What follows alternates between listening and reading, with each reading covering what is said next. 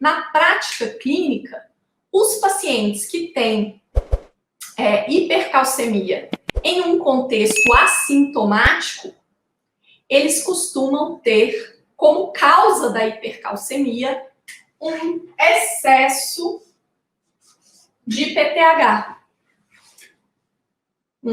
que a gente chama de hiperparatireoidismo.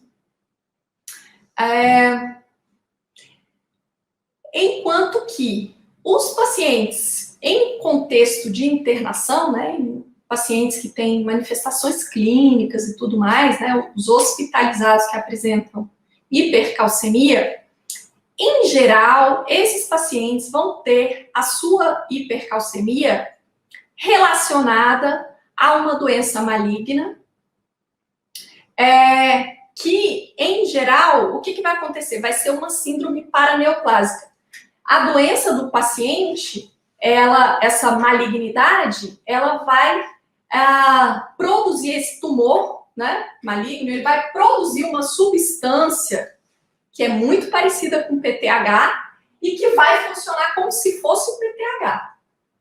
Por isso o paciente faz hipercalcemia. Essa substância é chamada de PTH-RP. É da sigla em inglês Related Protein, quer dizer, uma proteína relacionada ao PTH, uma proteína parecida com o PTH, mas que é produzida em células de origem maligna, né? Em células neoplásicas, então não tem nada a ver com a paratireoide. Então, e aí o que acontece? Olha só que interessante esse raciocínio.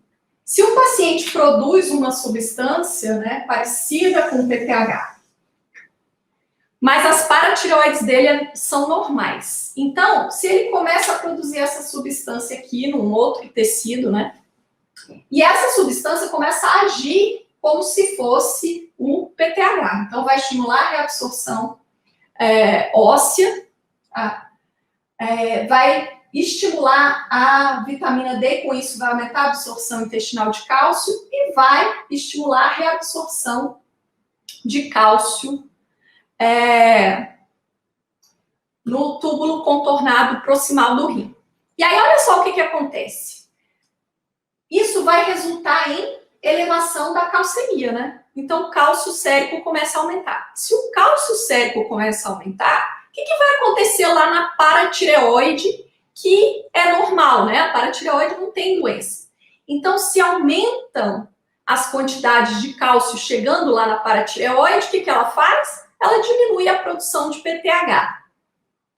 Então, olha só uma diferença entre, né, um paciente que tenha um hiperparatireoidismo de um paciente que tenha um tumor secretor dessa molécula semelhante ao PTH. A diferença é o seguinte, é que esse paciente com hiperpara, ele vai ter o PTH sérico alto, enquanto que o paciente com essa doença maligna, o PTH dele vai estar normal ou baixo, né? Enquanto que essa outra proteína aqui é que vai estar elevada.